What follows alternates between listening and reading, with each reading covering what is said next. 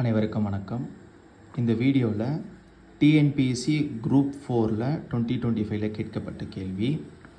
So பார்த்திங்க அப்படின்னா panchayat municipality பற்றின கேள்விகள் கண்டிப்பாக எல்லா எக்ஸாம்ஸ்லேயும் கண்டிப்பாக இருக்கும். ஓகேங்களா? நீங்கள் பஞ்சாயத்து முனிசிபாலிட்டி படிக்காமல் போகவே முடியாது. ஓகேங்களா? ஸோ அதனால் கண்டிப்பாக பஞ்சாயத்து முனிசிபாலிட்டியை ஆர்டிகல்ஸ்லேருந்து படிச்சுக்கோங்க. ஆர்டிகல்ஸ் படிங்க. நீங்கள் சமச்சீர் புக்கில் 11th இருக்கும் பாருங்கள். 11th பஞ்சாயத்து அண்ட் முனிசிபாலிட்டின்னு இருக்கும்.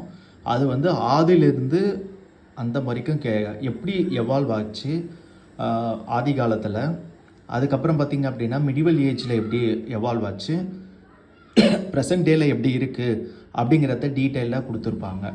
ஸோ நீங்கள் அதை கண்டிப்பாக படிச்சிருங்க. அதுக்கப்புறம் பார்த்திங்கன்னா அடிஷ்னலாக நீங்கள் டிஎன்பிஎஸ்சிக்கு படிக்கும்போது பஞ்சாயத்து ஆக்ட் எல்லாத்தையுமே படிக்கணும் கண்டிப்பாக. நெக்ஸ்ட்டு ஆர்டிகல்ஸை படிக்கணும். அப்புறம் இந்த கமிட்டிஸ் இருக்குங்க இல்லையா, இந்த கமிட்டிஸை கண்டிப்பாக படித்தே ஆகணும். இந்த கமிட்டிஸோட ரெக்கமெண்டேஷனும் படிக்கணும். எந்தெந்த கமிட்டி எலெக்ஷன் நடத்தலாம் அப்படிங்கிறத சொல்லியிருப்பாங்க. சில கமிட்டிஸ் ஜோனல், அதாவது டிஸ்ட்ரிக்ட் லெவலில் இருக்கணும், 3 டயர் 2 டயர் அப்படின்னு சொல்லுவாங்க.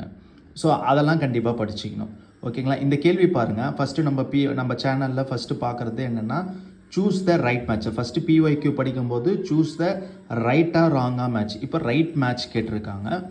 ஸோ கமிட்டி இது கொஞ்சம் கடினமான ஒரு கேள்வி தான். ஏன்னா நம்ம புக்லேயும் படிச்சிருக்க மாட்டோம். ஸோ இந்த மாதிரி ப்ரீவியஸ் இயர் கொஷின் பேப்பர்லேருந்து சில கேள்விகளை நம்ம எடுக்கிற மாதிரி இருக்கும். ஓகேங்களா? ஸோ இதை பாருங்கள்.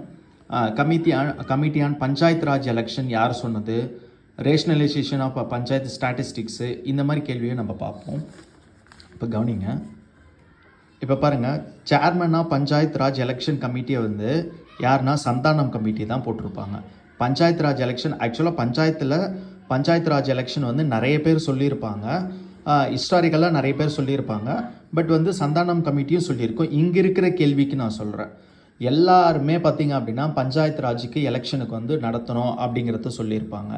பட் இங்கே இருக்கிற கேள்விக்கு ஏற்ற மாதிரி ஆன்சர் சந்தானம் கமிட்டி கரெக்டான ஆன்சர். ஓகேங்களா? Next rationalisation of panchayat statistics யார் சொன்னது அப்படின்னா அதோட கமிட்டி என்ன, ஜிவிகே ராவ் கமிட்டி. ஓகேங்களா?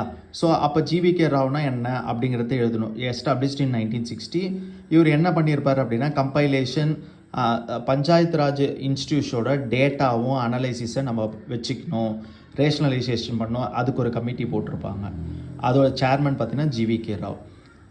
Committee on panchayat raj training centres G Ramachandran.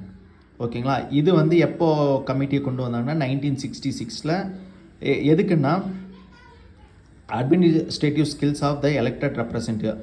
அதாவது ஒரு எலெக்டட் ரெப்ரசன்டேட்டிவ் இருக்காங்கன்னா, அதாவது இப்போது நம்ம சப்போஸ் யார் வேணாலும் நம்ம பஞ்சாயத்தில் நம்ம தலைவர் ஆக்கலாம். அவங்களுக்கு பார்த்திங்க அப்படின்னா எப்படி அட்மினிஸ்ட்ரேட்டிவ் அஃபிஷியல்ஸாகவும் அட்மினிஸ்ட்ரேட்டில் பங்கேற்க ஸ்கில்ஸை நம்ம வளர்க்கணும், பில்ட் பண்ணணும், ஃபோக்கஸ் பண்ணணும். ஓகேங்களா? அப்படிங்கிறதுக்கு ஒரு கமிட்டி போட்டிருப்பாங்க. அதுதான் ஜி ராமச்சந்திரன் கமிட்டி. நெக்ஸ்ட்டு பார்த்திங்க அப்படின்னா இதில் Eswaran study team on panchayat Raj institution V Eswaran committee. ஓகேங்களா? இதில் என்ன சொல்லியிருப்பாங்க அப்படின்னா recommended improvements rural and local governments. இவர் என்ன சொல்லியிருப்பாருன்னா ரூரல் கவர்மெண்ட்டுக்கும் இதில் ரூரலும் லோக்கல் கவர்மெண்ட்டும் எப்படி ஃபங்க்ஷன் ஆகணும் அப்படிங்கிறத நிறைய ரெக்கமெண்டேஷன் கொடுத்துருப்பாங்க.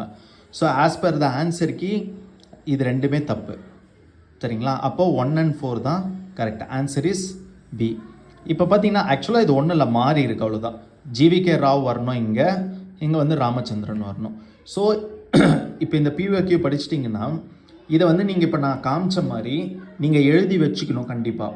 ஒரு நோட்டோ, ஒரு 1 லைன் சிங்கிள் லைன் நோட்டோ, இல்லை பிஒய்க்யூக்குன்னே தனியாக ஒரு நோட் போட்டு நீங்கள் ஃபாலோ பண்ணிக்கிட்டே வந்தீங்க அப்படின்னா நீங்கள் எக்ஸாம் டைமில் ரிவிஷன் பண்ணுறீங்க பார்த்தீங்களா, எக்ஸாம் டைமில் ரிவிஷன் பண்ணும்போது உங்களுக்கு யூஸ்ஃபுல்லாக இருக்கும்.